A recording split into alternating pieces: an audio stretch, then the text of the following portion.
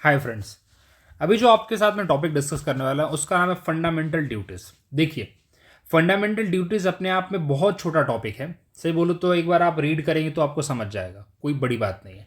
लेकिन यहाँ से क्वेश्चंस कैसे आते हैं, आपको सच बताऊँ, यहाँ से जो क्वेश्चंस आते हैं जनरली वो डायरेक्टली फंडामेंटल ड्यूटीज़ और डीपीएसपी में इतना कन्फ्यूज़न है वर्ड बाय वर्ड, तो वहाँ पे हम भूल जाते हैं कि यार कौन सा डीपीएसपी है, कौन सा फंडामेंटल ड्यूटी है। सबसे बड़ी बात, कुछ क्वेश्चन फंडामेंटल राइट्स के उठा के इनके साथ चिपका दिए जाते हैं कि चलिए बताइए कौन सा इसमें और कौन सा इसमें से फंडामेंटल ड्यूटी है या नहीं है। चार ऑप्शन आपको दिए जाएंगे। तो इसीलिए आपको मैं बताना चाहता हूँ कि फंडामेंटल ड्यूटीज जो इतनी भी 11 ड्यूटीज़ हैं, पहले तो उनको आप देखिए, याद एक दिन में नहीं होगा। आपको बताता हूँ, याद एक दिन में कभी नहीं होगा। आप उनको एक काम करिए, चुपचाप से ना एक पेज पे लिख लीजिए भाई, एक पेज पे लिख लीजिए और लगे तो हर रोज़ ना एक बार काम करिए, एक बार हर रोज़ लिख भी लिया करिए, कोई प्रॉब्लम नहीं है। 10-12 दिन लिखेंगे आपको याद हो जाएगा। नहीं याद होगा तो एटलीस्ट उसकी पिक्चर आपके दिमाग में रहेगी। जब एग्जाम में आएगा तो आपको समझ जाएगा, अच्छा आप कुछ हिंट वर्ड रहते हैं ना, वो आप उसको हाईलाइट करके रखिए। ये सब चीज़ें आपको करनी पड़ेंगी और इसके साथ पीआईक्यू सॉल्व करिए, मोर देन एनफ हो जाएगा इस टॉपिक के लिए। अदरवाइज बहुत सिंपल क्वेश्चन आते हैं, हमें लगता है हमें पता है और हम उसमें गलतियाँ कर देते हैं। सही बताऊँ तो ऐसा होता है। आप देखेंगे हर साल यूपीएससी के सीडीएस में, सीएपीएफ में, एनडीए में क्वेश्चंस आते ही आते हैं। मतलब जितने भी एग्जाम होते हैं कहीं ना कहीं इस क्वेश्चन को टच कर ही लिया जाता है ऑप्शन के फॉर्म में, या फिर डायरेक्ट इससे रिलेटेड क्वेश्चन पूछ लिए जाते हैं। सो ये ऐसा नहीं कि इसके साथ आप नॉन निगोशिएबल, आपको करना ही करना पड़ेगा ये। ठीक है, चलिए अब इसको थोड़ा हिस्ट्री जान लेते हैं। सबसे पहला क्वेश्चन इसके साथ अटैच है कि क्या ये हमारे कॉन्स्टिट्यूशन में सबसे पहले था, मतलब पहले से जब कॉन्स्टिट्यूशन बना, जब कॉन्स्टिट्यूशन हमने पूरा लागू किया 26 जनवरी 1950 को, क्या उस टाइम पे था, एग्जिस्ट करता था? तो पहली बात है, ये हमारे कॉन्स्टिट्यूशन में पहले नहीं था। इसको कब लाया गया? फिर इसको लाया गया बाय 1976 में, by the 42nd constitution amendment act. अब 42nd जो है इसको हम बोलते हैं मिनी कॉन्स्टिट्यूशन। इतने ज़्यादा इसमें बदलाव किए गए थे और ईयर देख के आप समझ सकते हैं कि ये तो इमरजेंसी का टाइम था। तो बिल्कुल ये इंदिरा गांधी मैडम जी ने अपने टाइम पे थोड़ी मनमर्जी दिखाते हुए बिल्कुल ये सारी चीज उन्होंने ही बोला। तो उनका ही बोलना था कि जैसे हमने फंडामेंटल राइट्स दे रखा है कॉन्स्टिट्यूशन के अंदर, तो वैसे जो लोग हैं, जो हमारे नागरिक हैं, उनके पास कुछ अपनी ड्यूटी भी होनी चाहिए राष्ट्र के प्रति। एक तरह से भावना होनी चाहिए कि राष्ट्र के प्रति अपनी ड्यूटी निभाए हो।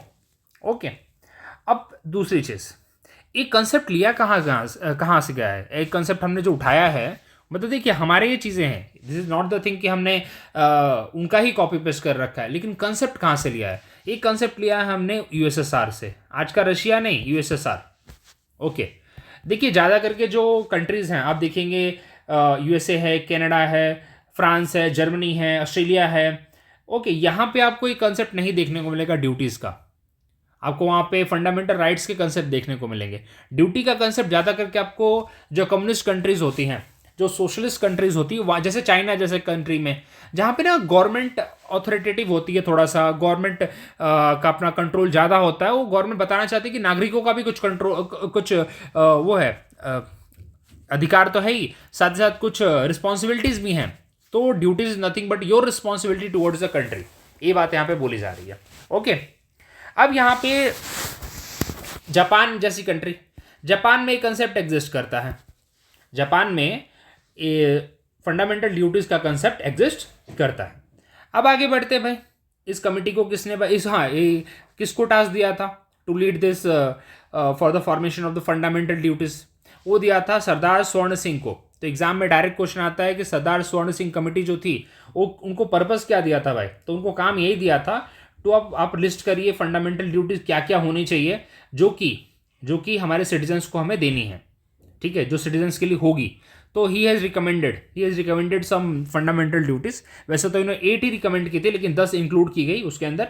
ओके, इन्होंने कुछ और भी बोला था। इन्होंने बोला था कि पार्लियामेंट को भाई इंपोज करना चाहिए, पनिशमेंट इंपोज करना चाहिए अगर लोग फंडामेंटल ड्यूटीज को फॉलो नहीं करते हैं तो। ये भी इन्होंने बोला था।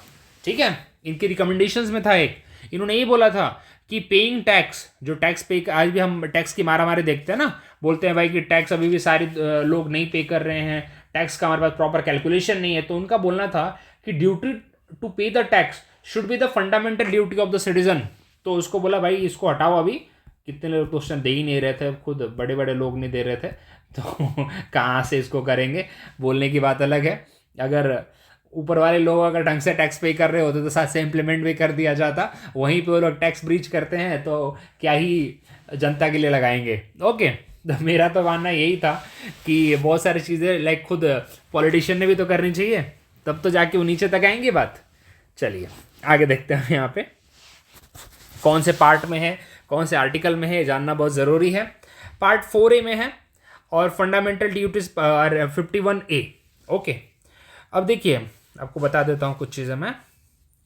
आर्टिकल 36 से लेके आर्टिकल 51 जो आता है वो पार्ट 4 है, ठीक है, वो है डीपीएसपी वाला पार्ट।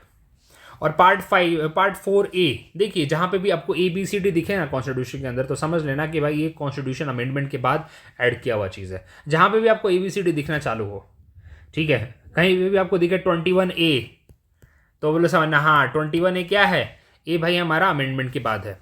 और 21A वैसे अमेंडमेंट कौन सा था, 86 अमेंडमेंट था। ओके, यही अमेंडमेंट था 86 अमेंडमेंट, जिसके अंदर हमने फंडामेंटल ड्यूटी भी जोड़ा है और फंडामेंटल राइट्स भी जोड़ा है। ओके, एक और ड्यूटी क्या दी, राइट टू एजुकेशन, ठीक है, to provide the opportunity for the education to the child. Okay, तो किसके बच्चे को, भाई पेरेंट्स की ड्यूटी बना दी, ये पेरेंट्स को ड्यूटी दी कि भाई अपने बच्चे को आप एजुकेशन दो। ओके, जो 6 से 14 साल के हैं उनको आप एजुकेशन दो, अब पेरेंट्स की ड्यूटी बना दी। वेयर एज जब इसी को लोग फंडामेंटल राइट्स में जोड़ते हैं, 21A में जोड़ते हैं, तो ये बोलते हैं कि ड्यूटी गवर्नमेंट की है कि बच्चों को फ्री एंड फेयर एजुकेशन दे जो 6 से 14 साल के हैं। तो देखिए दोनों को कैसे उन्होंने इंटर रिलेट किया है। ड्यूटी में उन्होंने अपने पेरेंट्स को ड्यूटी दे दी है कि आप भाई अपने बच्चों को एजुकेशन दो, और जब राइट्स की बात करते हैं तो फिर गवर्नमेंट पे डाल देते हैं। गवर्नमेंट मतलब एक तरह सरकार पे है कि भाई सरकार फ्री एंड फेयर एजुकेशन दे, इसलिए 2009 में जो right to education act pass हुआ था आपको पता होगा। ओके, चलिए, तो आज के टाइम पे 11 फंडामेंटल ड्यूटीज हैं, दे आर नॉन जस्टिशिएबल। ऐसा नहीं कि कोर्ट में चले जाइए कि भाई ये तो इसको आप इन्फोर्स करिए, so they are not enforceable, non justiciable and non enforceable in the court.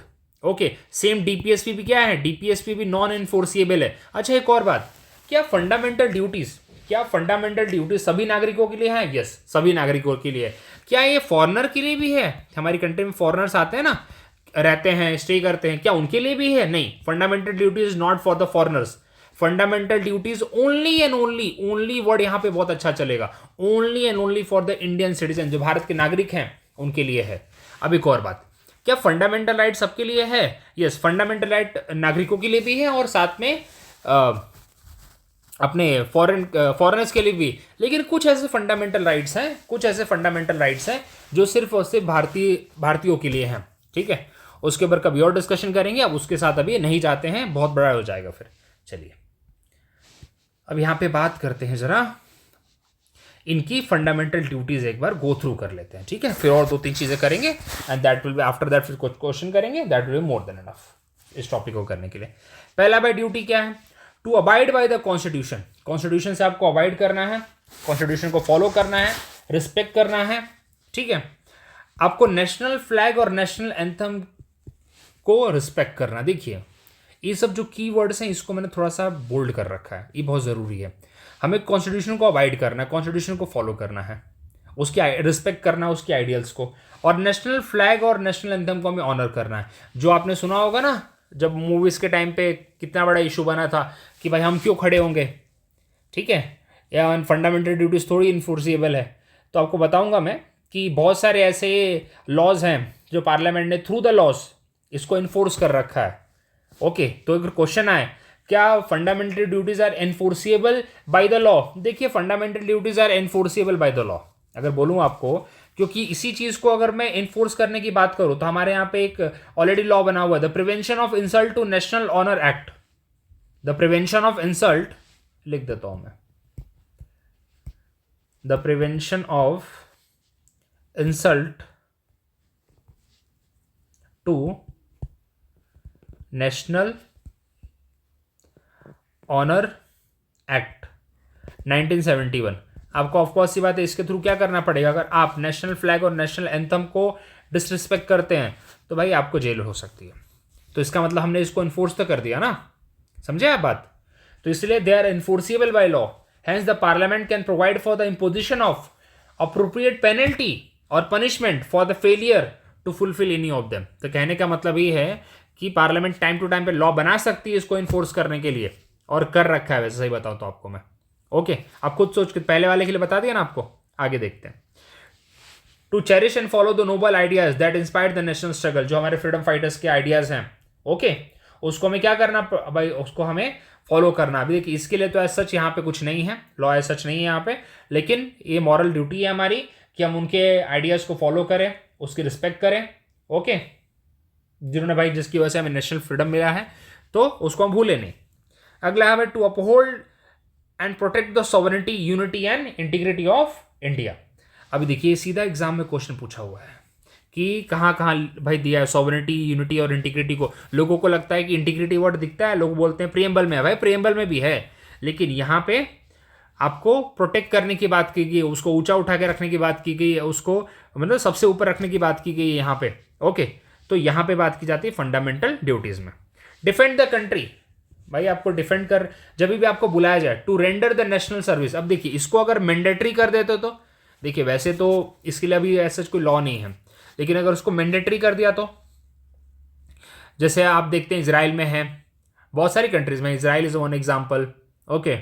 तो वहाँ पे क्या है कि आपको फिक्स कुछ साल की सर्विस देनी पड़ती है। आप और मेंशन करते हैं और कौन कौन सी कंट्रीज है जहाँ पे मैंडेटरी है कि आपको जाके आर्मी में सर्व करना है, ओके।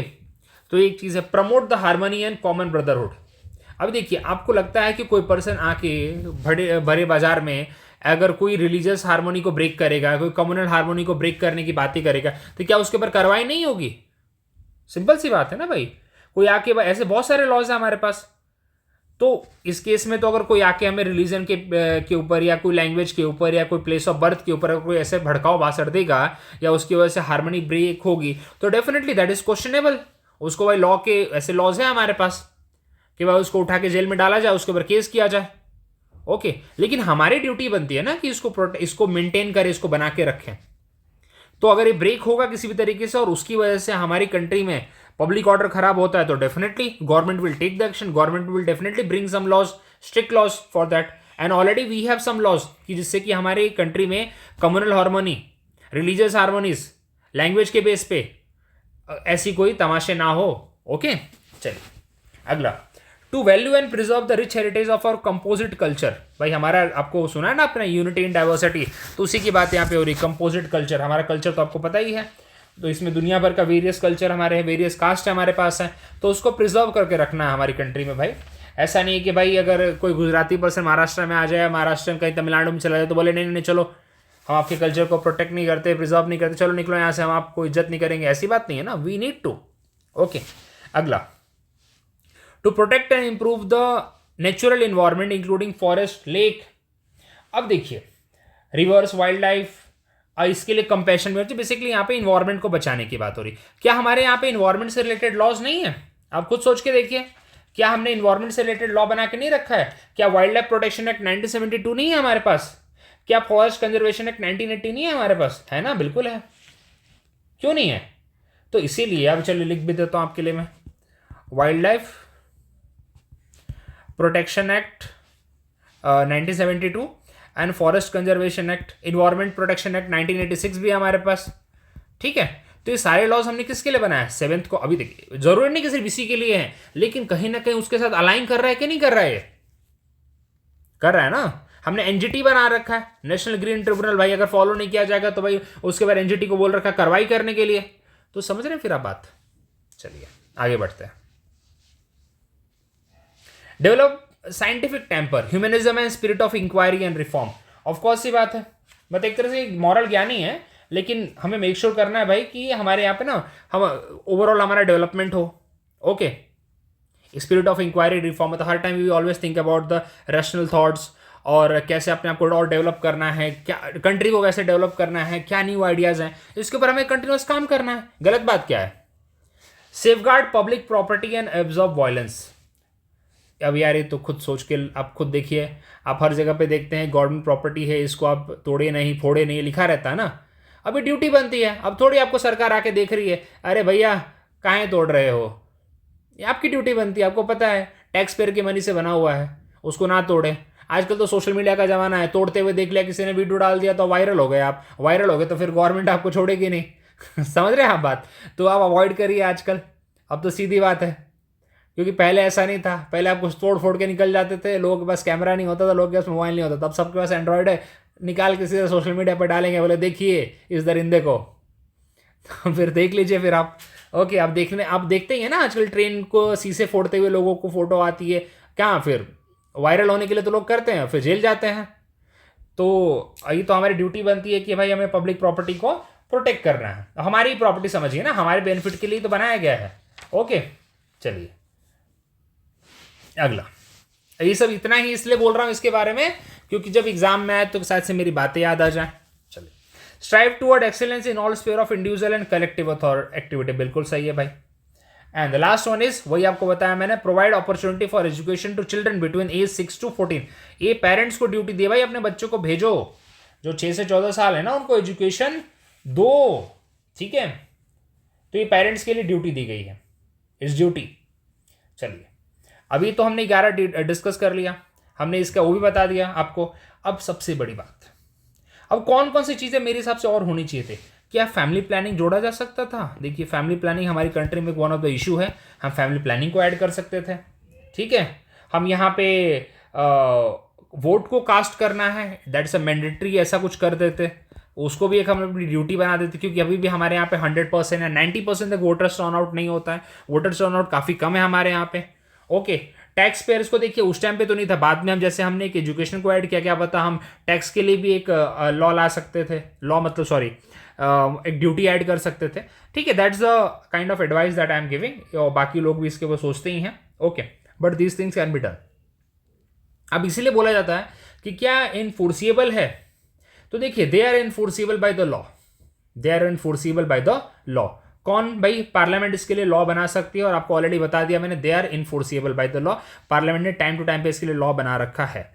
क्या पर्पस था? Nation building, unity, sense of patriotism लाना आपके लिए, ओके, और फंडामेंटल राइट और डीपीएसपी को सपोर्ट करने के लिए। अब देखिए, बहुत बड़ी लाइन है, इसका मतलब ये है, इसका मतलब है कि अगर सुप्रीम कोर्ट के पास कोई केस जा रहा है, not related to the fundamental duty only, अगर फंडामेंटल राइट के वॉयलेशन के ऊपर, या डीपीएसपी का तो छोड़ ही दो, फंडामेंटल राइट के वॉयलेशन के ऊपर अगर कोई केस जा रहा है, तो क्या सुप्रीम कोर्ट फंडामेंटल ड्यूटीज का रेफरेंस ले सकता है क्या अपने कोर्ट में, कोर्ट के अंदर उसको ना कॉन्स्टिट्यूशनल वैलिडिटी करने के लिए, या नहीं एक तरह से वैलिडिटी प्रोवाइड करने के लिए, या फिर जजमेंट देने के लिए? तो बिल्कुल बिल्कुल।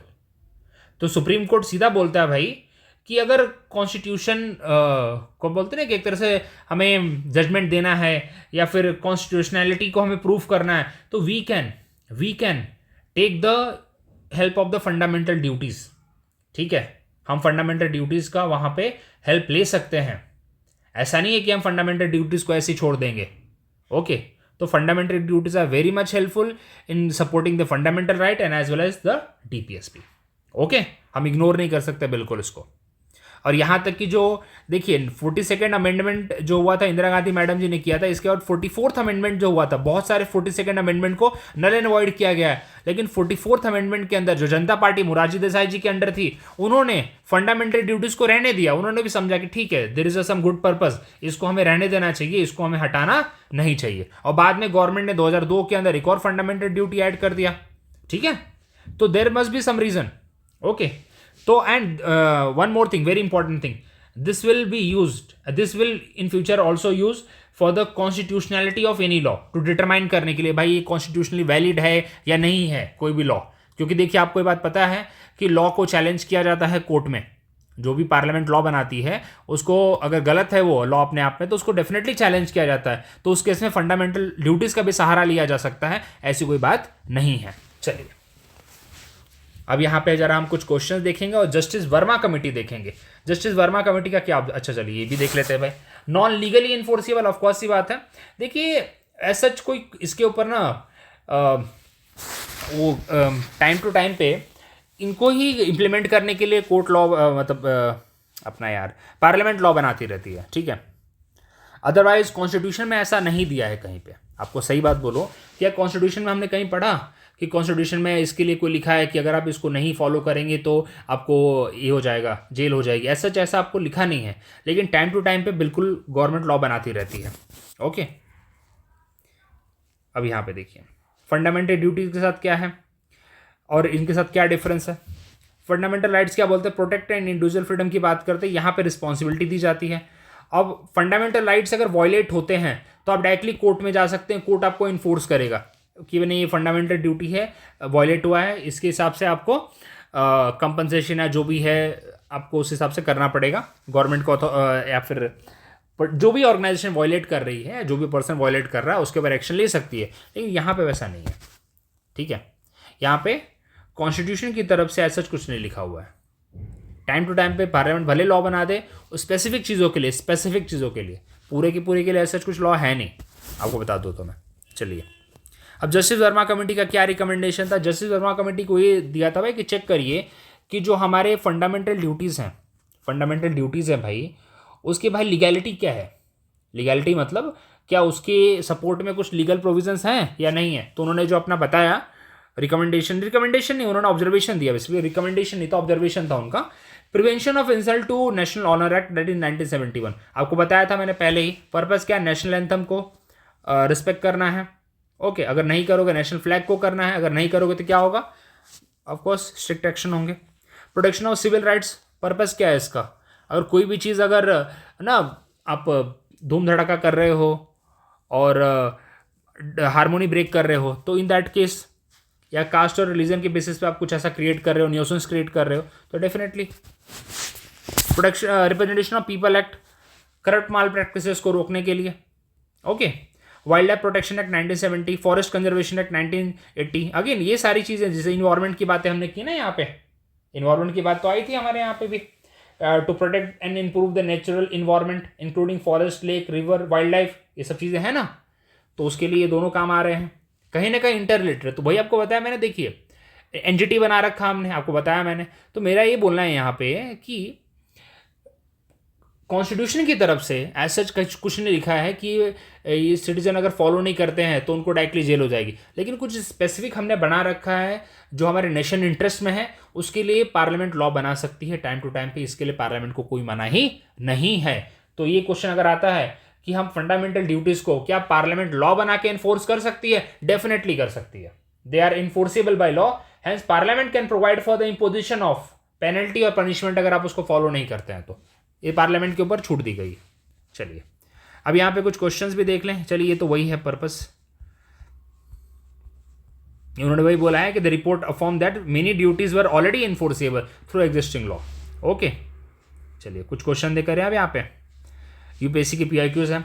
Other than fundamental rights, which of the following part of the constitution reflect the principle of provision of the universal declaration of human rights. कौन सी बात करता है भाई, क्या प्रियम्बल करता है यहाँ पे, बताइए। बिल्कुल, डीपीएस भी करता है, फंडामेंटल ड्यूटीज करता है, तो तीनों करते हैं यहाँ पे भाई। Okay, which of the following statement is true for the fundamental duties of Indian citizen, a legislative process has been provided to enforce this duties. बिल्कुल, यहाँ पे है क्या ऐसा कुछ, ऐसा हमारे उसमें लिखा हुआ है क्या, हमारे कॉन्स्टिट्यूशन में लिखा हुआ है? ऐसा लिखा हुआ नहीं है, उनको फ्री विल है। Okay, they are correlated to duties, correlative to duties नहीं होना चाहिए, लीगल ड्यूटीज नहीं, लीगल ड्यूटीज के साथ कोरिलेटिव नहीं है, तो दोनों गलत हो गए यहाँ पे, ठीक है। In the context of India which of the following is correct, relationship between the right and duties. ये बहुत ही यूनिवर्सल क्वेश्चन है। Right are correlated to duties, बिल्कुल, यहाँ पे लीगल ड्यूटीज था वैसे। ये देखिए, मैं वही बार बार बोल रहा हूँ कि fundamental duties are not legally binding, आपके ऊपर नहीं है।